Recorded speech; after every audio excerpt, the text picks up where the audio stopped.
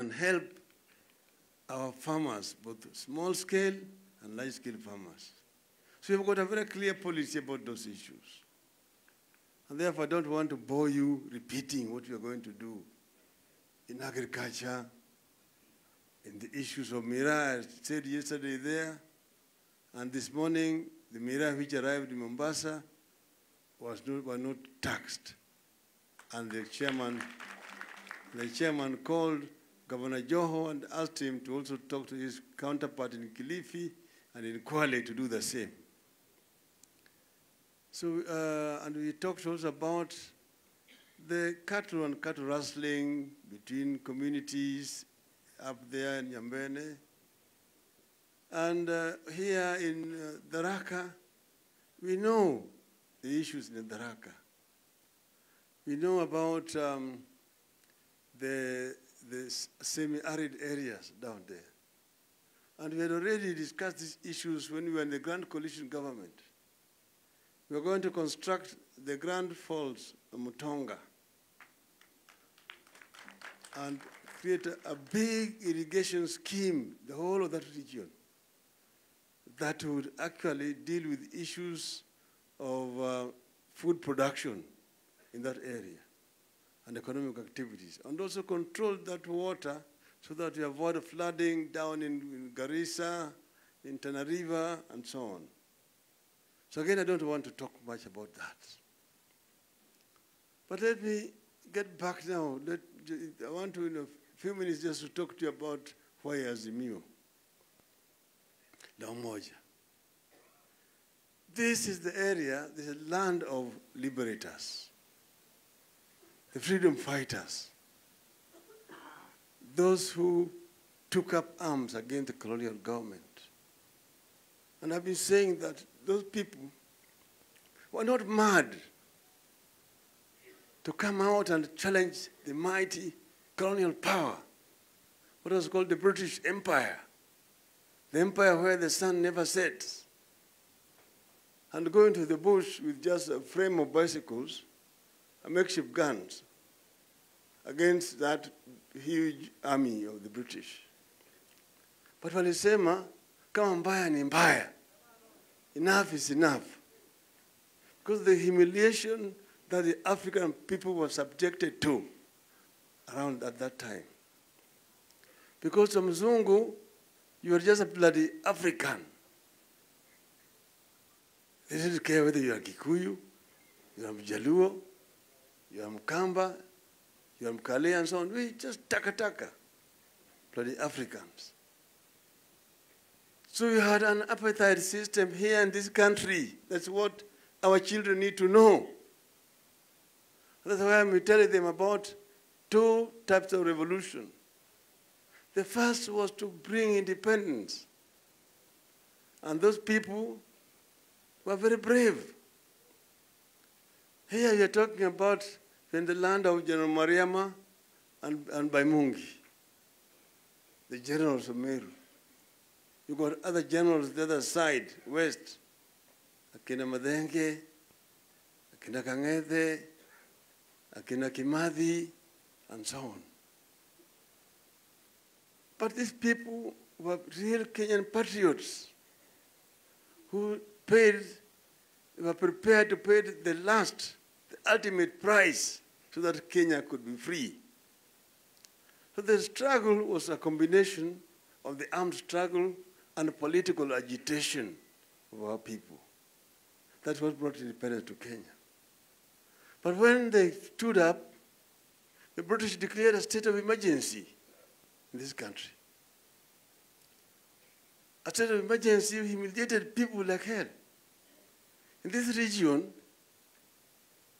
there was what was called the Kikuru Meru Embu. And in those days, the radio used to announce to Kenyans that Kikuyu, Meru, and Embu are dangerous people, ni watu hatari.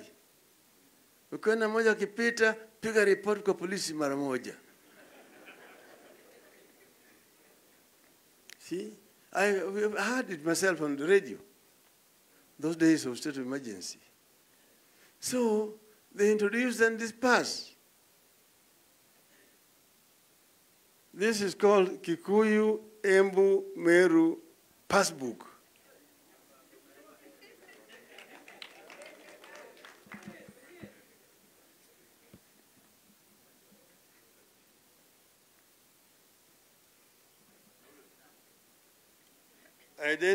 Identity registration number 1621. Name Simon Warorwa, son of Ngugi. Tribe Kikuyu. District Fort Hall. Location Gatanga. Chief Ndungu. Sublocation Ruegeda. Occupation clerk. Age 29 years. So now, inside there's a movement permit. And here you have to say movement from, to, via, valid between, and for the purpose of movement permit register entry number. This kind of thing. So if you did not have this, you were not allowed to travel, to move anywhere. And this is the kind of humiliation that we are coming from. And that is what eventually, because this is part of this land who had been grabbed by the British, going all the way down up to Eldoret, up to Kitale. It was called the White Highlands. And that is what actually moved the people to take up arms against the British. So therefore we hailed these people.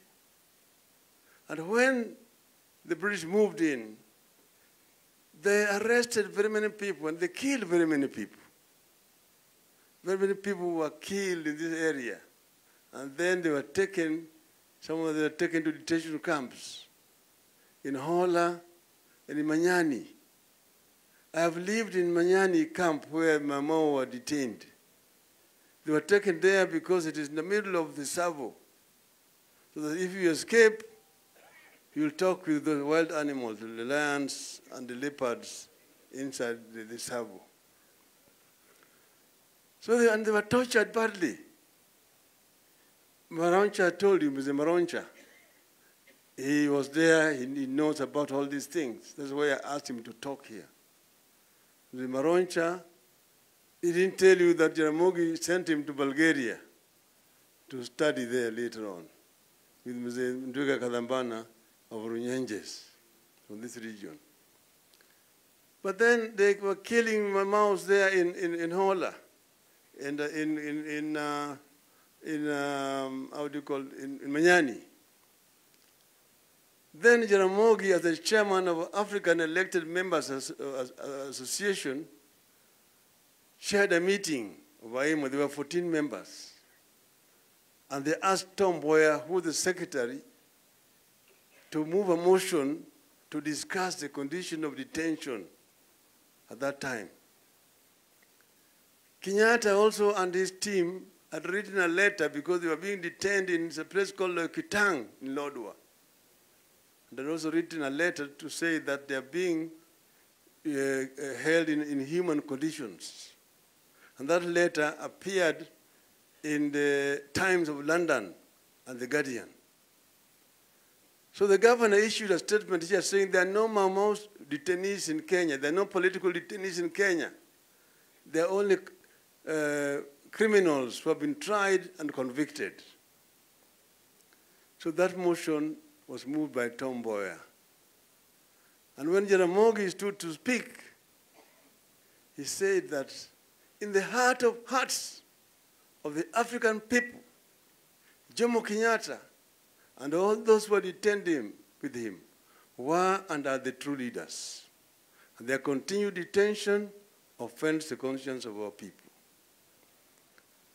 That is what started the struggle now for moving people to release of Kenyatta. But Jaramogi was disowned by that the 12 of the elected members, only Masindi Muliro supported him when he moved that motion in Parliament. But that is now history lesson. What I'm trying to say is that this country is one. When Jaramogi came out, he was sent out of Parliament, and then Kiano said that those people are not our leaders. They were leaders at that time, but they were not elected by anybody. We are now the elected leaders, therefore we are now the leaders. Jaramogi challenged him to a meeting in Fort Hall, then Muranga, and he refused. But Muranga people spoke and supported Jaramogi, and many other people. Then the struggle started, Uhuru na Kenyatta. Wakaanza kusema Uhuru na Kenyatta. Jaramogi said it's not Uhuru na Kenyatta, it's Kenyatta na Uhuru. Because those people are saying we'll get independence, then we release Kenyatta. Jaramogi said, no, we release Kenyatta to lead us to independence. Then the governor called Jaramogi and offered him to be the prime minister. And Jaramogi refused and told him that Kenyatta is just here in Lodwar. Release him to come and lead us into independence. That brought then the unity of the people of Kenya. And people of Kenya started speaking with one voice from that time onwards. And now I'm saying that that unity is what brought independence. And those founding fathers of our nation had a vision, which you find in our national anthem. Lord, bless this land of ours. Justice be our shield and defender. May we dwell in unity, peace, and liberty.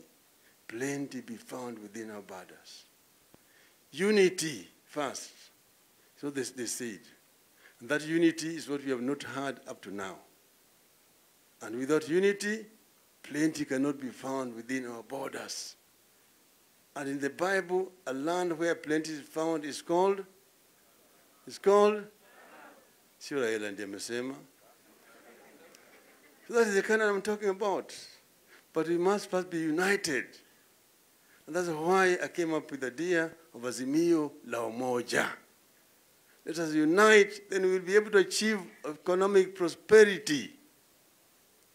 We'll be able to lift this country from where it is to where we want it to be. Everything already is there. Your Vision 2030 aimed at living this country from a third world economy to a middle income status by the year 2030. But we must be united. You cannot go there as Tharakans, Meruans, Ambians, Kikuyus, Luos, Kambas, and so on. We'll only get there if we go there as one Kenya, as Kenyans.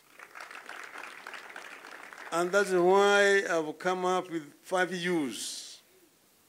Utu, undugu, umoja, usawa, uzalishaji.